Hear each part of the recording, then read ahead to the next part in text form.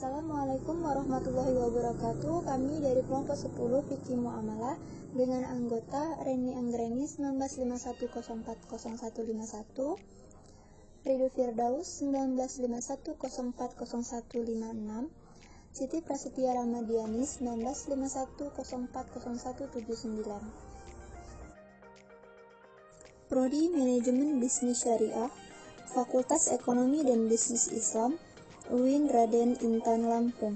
Baiklah, di sini kami akan membahas tentang jual beli salam dan istisna. Puji syukur atas kehadirat Allah Subhanahu wa Ta'ala, yang mana kita telah diberikan nikmat kesehatan sehingga kita bisa mengikuti mata kuliah fikih muamalah pada hari ini. Lalu yang kedua kalinya, salawat beserta salam tak lupa pula kita limpahkan kepada junjungan kita, Nabi besar yaitu Nabi Muhammad SAW, yang mana kita nantikan di yaumul qiyamah nanti. Amin amin ya robbal alamin.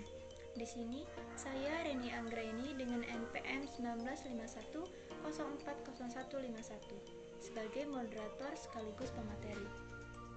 Sebelum materi dimulai, alangkah baiknya kita mengucapkan basmalah. Bismillahirrahmanirrahim. Langsung saja ke materi pertama. Definisi jual beli salam. Secara terminologis, salam adalah menjual suatu barang yang penyerahannya ditunda atau penjual suatu barang dan ciri-cirinya disebutkan dengan jelas pembayarannya. Lalu ada landasan syariah salam. Landasan syariah atau dasar hukum jual beli pesanan atau salam dibenarkan dalam Islam, sebagaimana firman Allah Subhanahu wa Ta'ala dalam surat Al-Baqarah ayat 282 yang artinya, "Hai orang-orang yang beriman, apabila kamu bermuamalah tidak secara tunai untuk waktu yang telah ditentukan, hendaklah kamu menuliskannya." Ayat ini menjelaskan ketika kita melakukan transaksi hutang, maka sebaiknya menulisnya untuk menghindari kesalahpahaman di antara pihak. Jual beli salam ini hukumnya diperbolehkan selama ada kejelasan ukuran, timbangan, dan waktu yang telah ditentukan. Dasar hukum jual beli ini telah sesuai dengan tuntutan syariah dan kaidah-kaidahnya. Bahkan dalam prakteknya, jual beli ini juga tidak menyalahi qiyas yang memperbolehkan penangguhan penyerahan barang seperti halnya dibolehkan penangguhan dalam pembayaran. Lalu ada rukun salam. Adapun rukun salam yaitu yang pertama muslam atau pembeli atau pesanan. Lalu yang kedua ada muslam ilaih, penjual atau penerima pesanan. Lalu yang ketiga ada muslam fih, barang yang dipesan atau yang akan diserahkan. Lalu yang ketiga ada ras al-mal atau barang pesanan atau modal yang dibayarkan.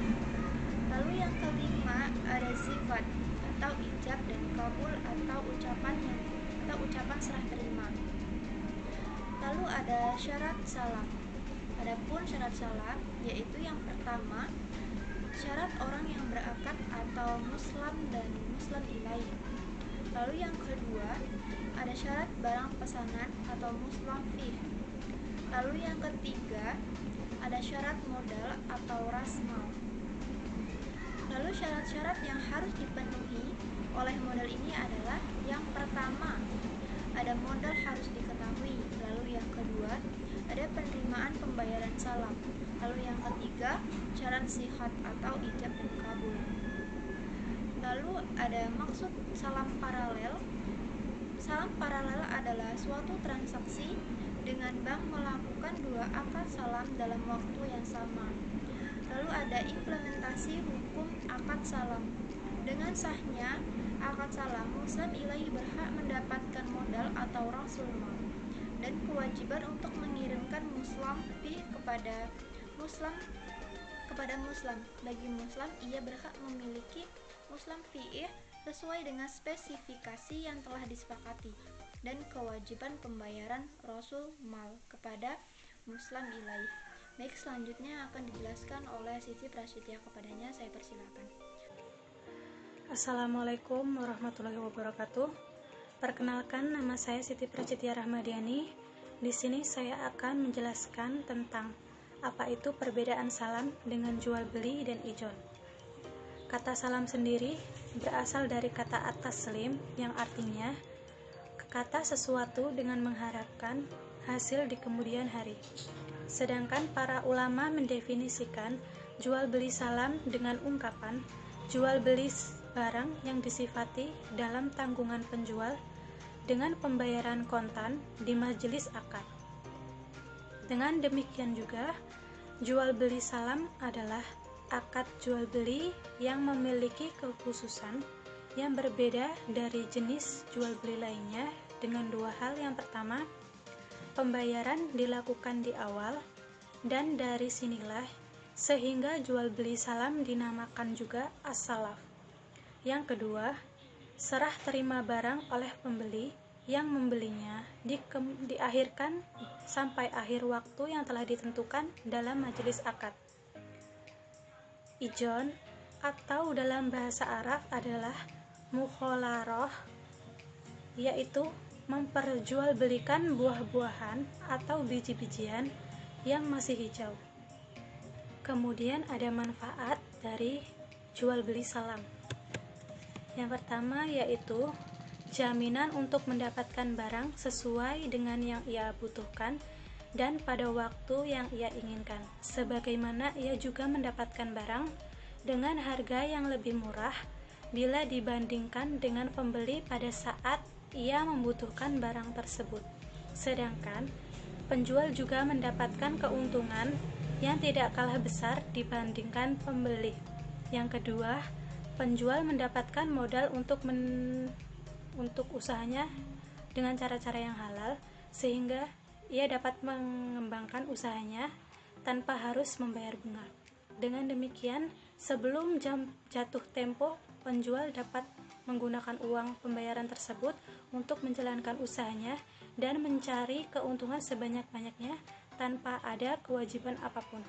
Kemudian, penjual memiliki keleluasaan dalam memenuhi permintaan pembeli karena biasanya tenggangan waktu pada transaksi pada barang pesanan berjarak cukup lama. Selanjutnya yaitu aplikasi salam dalam perbankan. Aplikasi aklat salam dalam bank bertindak sebagai pembeli, sementara nasabah sebagai penjual. Ketika barang telah diserahkan, maka bank akan menjualnya pada rekan nasabah atau nasabah itu sendiri secara tunai maupun cicilan. Baik, assalamualaikum warahmatullahi wabarakatuh. Di sini saya akan melanjutkan presentasi dari saudari Siti Pracitia Rahmadiani, yakni yang ke-J. Definisi jual beli istisna. Istisna adalah bentuk isim masdar dari kata istisna, yatasni'u, artinya meminta orang lain untuk membuatkan sesuatu untuknya. Ismail Nawawi mendefinisikan istisna adalah kontrak penjualan antara pembeli akhir, mustani, dan suflir atau sani. Dalam kontrak ini, sani menerima pesanan dari mustani. Sani lalu berusaha melalui orang lain untuk membuat atau membeli pokok kontrak atau masnu. Menurut spesifikasi yang telah disepakati dengan penjualnya kepada mustani, kedua belah pihak bersepakat atas harga serta sistem pembayaran. Selanjutnya landasan syariah istisna. Akad istisna termasuk salah satu bentuk akad ghairu musamma, sehingga tidak ada dalil yang eksplisit baik di dalam Al-Quran maupun hadis mengenai pensyariatannya. Akan tetapi dapat diketahui bahwa istisna merupakan akad pesanan yang mirip dengan akad salam. Perbedaannya hanya pada sistem pembayaran. Jika dalam akad salam pembayaran harus dilakukan di muka, maka dalam akad istisna pembayaran dapat dilakukan di awal dengan cara dicicil atau dibayar di belakang. Selanjutnya L, rukun syarat istisna. Dalam hukum pengantar fikih muamalah karya Dimyaddin atau Dojawaini, jual beli istisna, terdapat rukun yang harus dipenuhi, yakni pemesanan atau mustana, penjualan atau pembuatan atau sana, barang atau objek musanni, dan sikhat atau ijab kabul. Berikut ini adalah rukun akad istisna. Yang pertama, orang yang berakad. Yang kedua, objek istisna. Yang ketiga, sikhah atau ijab kabul.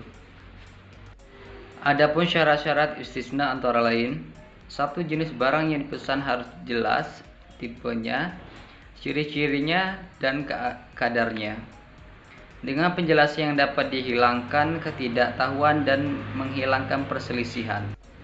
Yang kedua, barang yang biasa ditransaksikan atau berlaku dalam hubungan antara manusia, dalam arti barang tersebut bukanlah barang aneh yang tidak dikenal dalam kehidupan manusia, seperti properti, barang industri, dan lainnya. Selanjutnya M. Sifat akad istisna. Akad istisna memiliki sifat mengikat secara ikutan atau tabi'i. Maksudnya yaitu pada akad istisna menjadi pengikat untuk melindungi produsen sehingga tidak ditinggalkan begitu saja oleh konsumen secara tidak bertanggung jawab. Selanjutnya yang ke N, maksud istisna paralel. Istisna paralel adalah suatu bentuk akad istisna antara pemesan atau pembeli dengan penjual. Kemudian untuk memenuhi kewajibannya kepada pembeli, penjual memerlukan pihak lain sebagai pembuat. Dengan menggunakan konsep jual beli istisna paralel, bank dapat memberikan pembiayaan kepada nasabah untuk pembelian barang yang dipesan. Selanjutnya yang ke O. Perbedaan salam dan istisna. 1. Objek istisna selalu berupa barang yang harus diproduksi, sedangkan salam bisa untuk barang apa saja. Yang kedua, harga dalam akad salam harus dibayar penuh di muka, sedangkan harga dalam akad istisna tidak harus dibayar di muka. Yang ketiga, akad salam efektif tidak dapat diputuskan secara sepihak, sementara dalam istisna akad dapat diputuskan sebelum perusahaan mulai memproduksi. Selanjutnya yang terakhir yaitu P. Skema salam dan istisna. Skema dasar salam secara sederhana adalah dua pihak yang akan bertransaksi, yaitu penjual dan pembeli.